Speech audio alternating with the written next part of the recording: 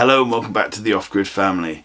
Today I'd like to start a little exploration into making our own filament for 3D printers.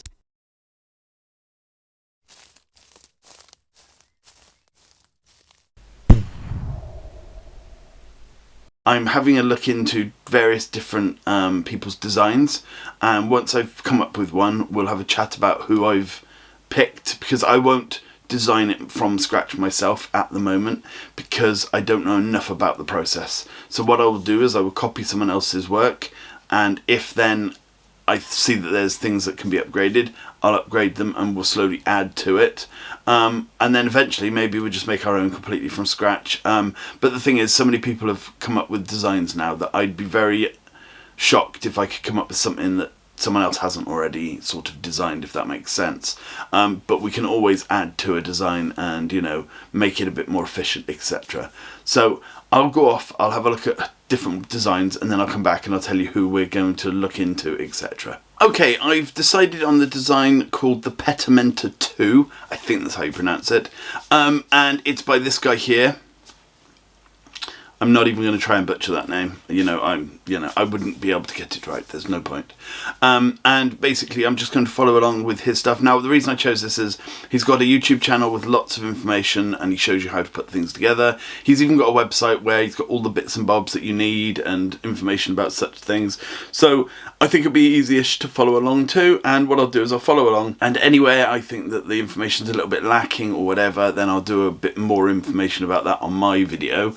But, you know, if he's covered it really, really well, I'll just leave links to those sorts of things in the description, and you can follow his stuff. There's no point me redoing what he's done. I might speed through bits and pieces. What I mean is I won't go into great detail on stuff that he's already explained and done. But obviously all the stuff goes to him. He's made all of this. I'm literally just copying along. I'm buying exactly what he's told me to buy and going about it that way. This is not anything to do with me in the sense of I have not come up with any of these designs or anything, okay? Right, let's get on. Right, I've done all the 3D prints as quick as possible on the quickest speed settings and the lowest quality settings. So the tolerances are extremely, extremely tight. So what I'm going to have to do is I'm going to have to give them a bit of a sand out and just make them a little bit more hospitable, let's say. Right, I've done a little bit of sanding. It's nothing major, but I'm going to squeeze these in now, and then I might have to use a clamp to clamp them down, clamp them in safely. Right, I had to fight to get that in this time, but it's okay, it's in. I'm going to now try and screw the things in. I might have to hit it round a little bit because it's really, really tight in there. I don't actually need to screw it in, it's that tight. Okay, so that's that. Now I've got to put this on, and I think I'm going to shove it in a clamp, in a vise, and just squish it together very, very carefully. Okay, next let's get this spindle set up and, put together. Now, I'm not sure if these screws are going to be good enough, but we will see. Yeah, they're going to be alright.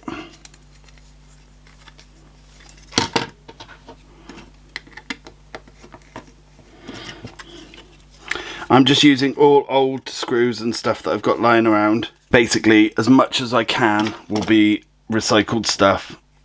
So all the switches I'm using are from other projects. So, pretty straightforward. Okay, next we need to get this on here. And again, the tolerances are quite tight, so we don't really need to screw it on, I don't know. I'm not even going to bother screwing that on. So there we go, that's that bit done. Perfect. Next I'm going to work on the switches, and this is fairly straightforward. The video he shows it's a very good video, so I'm just going to fast forward this bit. I'm just going to solder a couple of wires to the motor.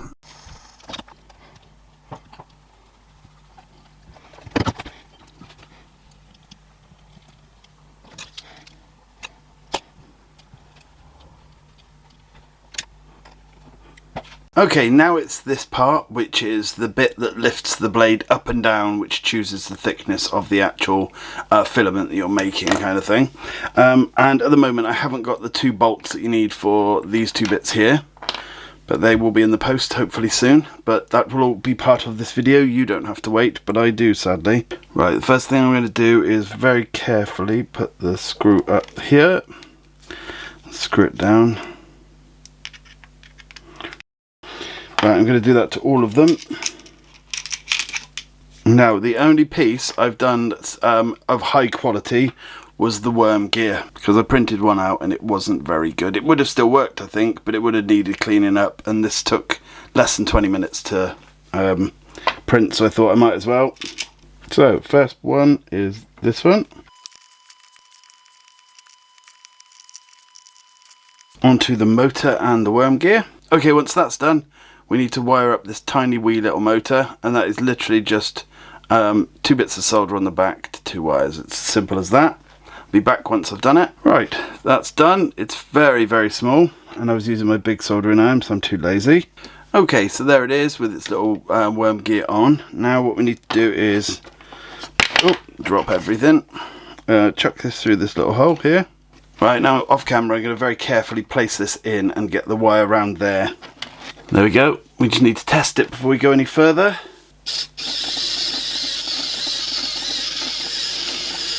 Right, let's get it all clamped down.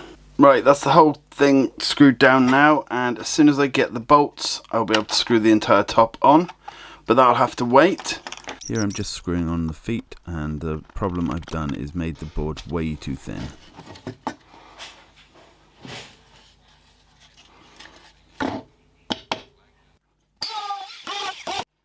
Now I'm just ironing on some veneer strips around the edge just to make the edge look a bit nicer, because it's just cheap chipboard, it's horrible looking, and as you can see it makes quite a nice difference. Next it's time for all the controls for the entire thing. We've got the motor speed and up and down and on and off, etc. Looking good so far. Right, the whatever they're called arrived today, which was awesome, and this is all ready to get put together. But I printed out the little stencil that they wanted, but it's slightly off for what I need, so I'm actually going to use this as the stencil, and I'm going to drill the holes there. Also, little issue, I printed out the switch mount for the mains voltage, and I suddenly realised that this is only rated for 12 volts. It was one of the ones I got a long time ago, and I just assumed it was mains rated. So I've got this one instead, bear with me, which is mains rated, and I printed this out. I just found it randomly, it's the exact right one. So I'll be taking that off as well and putting that on there. So I will be back in a minute once I've drilled some holes for this, and I've changed over the switch holdery bit. Okay, I haven't screwed the switch the box on yet, because I looked everywhere for some decent wire and I couldn't find any for, you know, mains power. So I ended up having to use this, and I've just bent it into a nice little shape so it'll fit round and do all its thing. So what I'm going to do first is I'm going to solder in the switch, and then, you know, sort all that out. And then this end I'm going to wire it up so it's to the mains. So I'm just doing a straightforward bit of soldering. I'm just making sure it's very well soldered, because you don't want any of this coming loose or making any sort of spark gaps or anything. Okay, so that's all wired up now. The live is going off to the switch and to here, and then it's all connected up as it should.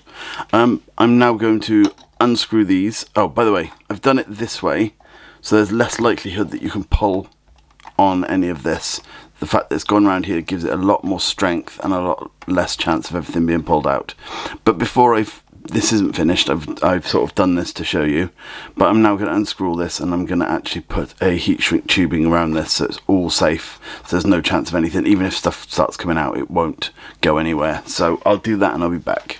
Okay, so that's safer in my opinion. It's now wrapped completely, and I've made sure it's as tight as possible. And as I say, this is just here to make sure that it doesn't get pulled out as easily if it was to get pulled. Let's get this actually screwed down, shall we? Okay, so the motor is now screwed on, and now we need to wire everything up. Right, if you can hear noise in the background, that's the 3D printer going. I apologise, I've got another project on the go. Let's get this thermostat wired in now. Now this is quite tight. I have filed it and all sorts of other things to it. It's not the fault of the creator, it's the fault of me putting on the lowest settings. Whenever I put anything on the lowest settings, it tends to warp smaller. Okay, so I've got that on there, and I've got it a lot more sturdy on there. I put some bigger nails, bigger screws into that one, so it means that the thermostat should be able to go in there without me sort of snapping it off. Something I wanted to show you guys, hang on a sec. This is where the bottle's going to be cut, and it's going to go through the actual hot end and then to the actual thing. Now this, first off, is quite a sort of a slant. We're going to have to come along this way, but that's not a major issue.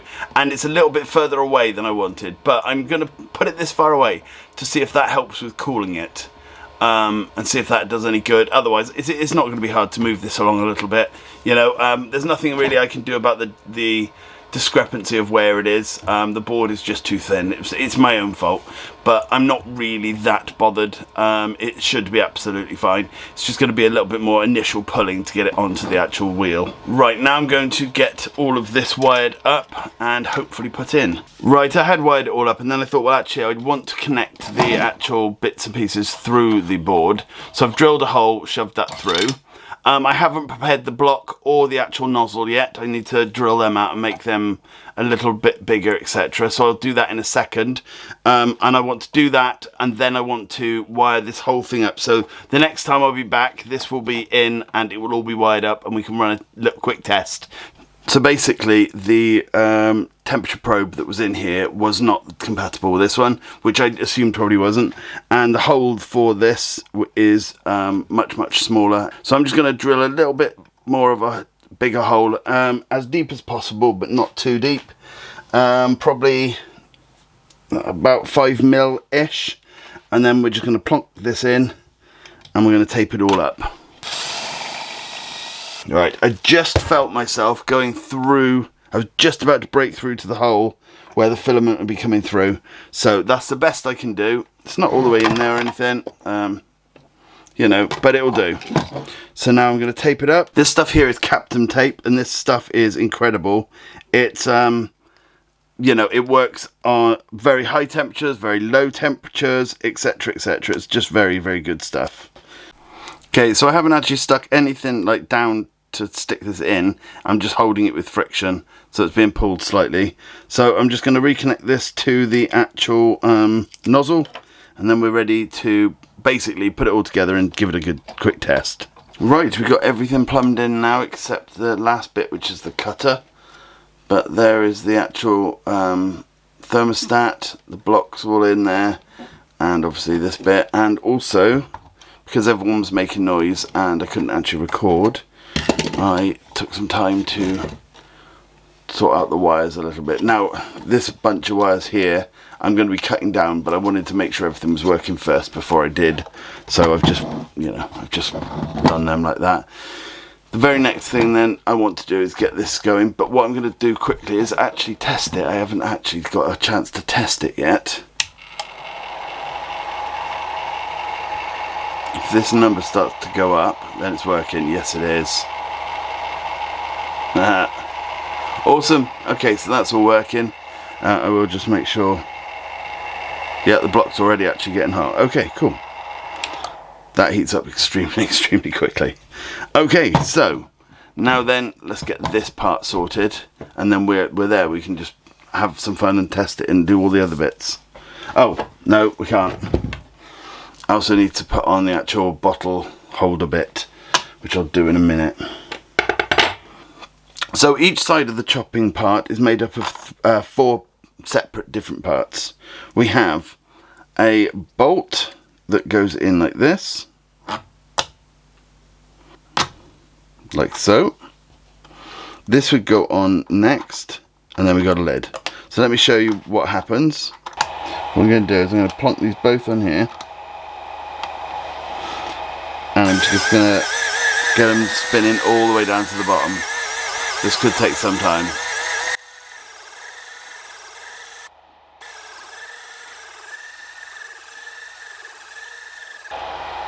Okay, so they're both now down at the bottom. Next, what I want to do is plonk this on top on both sides. And now I'm just going to measure. I'm going to drill the holes I need to actually put these in the right place. Okay, I haven't put all the screws in yet. I'm a little concerned I've made that a little too tight, but we shall see. Right, this is the actual blades they use, and I've got loads of them, which is handy. I'm going to try and put this through. I did wonder whether I should have put this through before putting the things on, but we'll see. Okay, there it is, all set up sort of. I'm going to have to tighten up in here. There's a little bit too much wiggle, but that is, I think, my fault, considering I just found a bolt lying around, a nut lying around, well, 2 of them, and just thought, do you know what, they'll do. So I think, again, that's my fault, but for now, we'll put the top on, and we will get the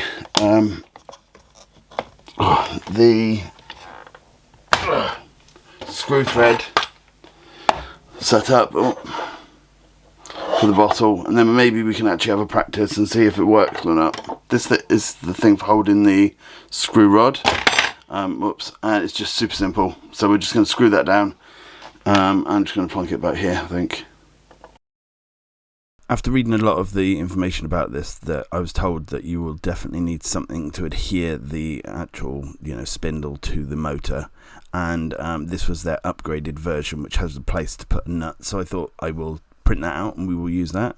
And it's as simple as just getting the nut, heating it up with a soldering iron, and it will drop down into the place you need it, and then you can screw that tight onto the actual motor shaft. And this works pretty easy, and it's pretty simple to do. Just push it down until it's in the right place, and it takes a little bit of finagling, but you'll get there.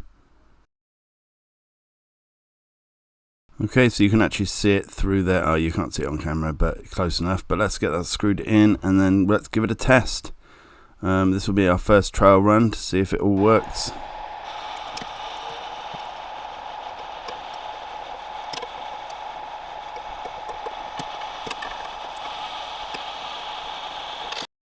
I've muted it here because the sound is not great. It's quite a nasty, sort of high-pitched sound, and no one needs to hear that. But it seems to be working. I have got a lot of the sort of more intricate bits to work out, as in the temperatures and the speeds of the motors, etc., and the thickness of the actual bottle. But, we're getting there. First thing I'm going to do when I rebuild this is I'm going to change the thickness of this piece of wood so that I can change the angle of everything, because that is one of the problems we've got here, I think. So as the only music I've ever paid a license for slowly fades in, I will show you all the B-roll, and then I will talk to you in a second in the outro, and we'll talk about future plans, etc. So enjoy the little bit of montage-ness.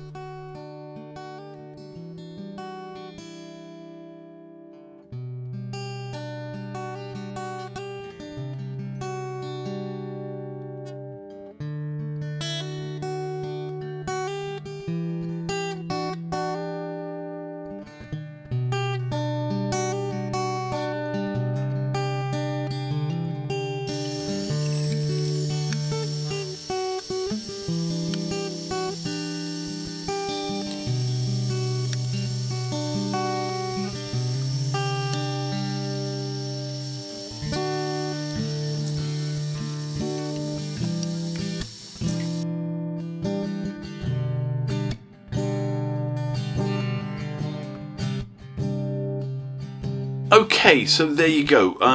It works really well. It's a lot noisier than you'd expect at first, but that's not really a major issue.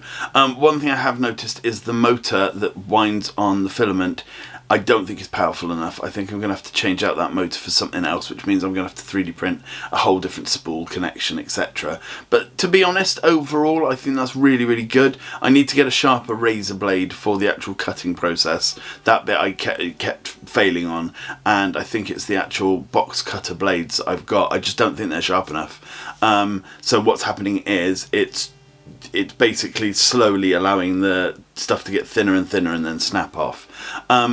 I would advise you guys to do it in the best quality prints you can. I was a skinflint when it came to time and etc. So basically all of my stuff was slightly out, only ever so slightly, but it was because I didn't do them on the finest quality, so it was my own fault. So that's what I'd advise. If I do any upgrades to this in the future and so on, I will do some videos on that, and you know, I'll talk you through it and show you it. Any comments that you know you think I can answer about this that I've done, by all means leave a comment. If not, pop over to his channel and ask him there. He's very responsive from the look of his comment sections, and I hope you enjoyed it. Anyway, thank you so much for watching. I will see you again next time. Bye for now.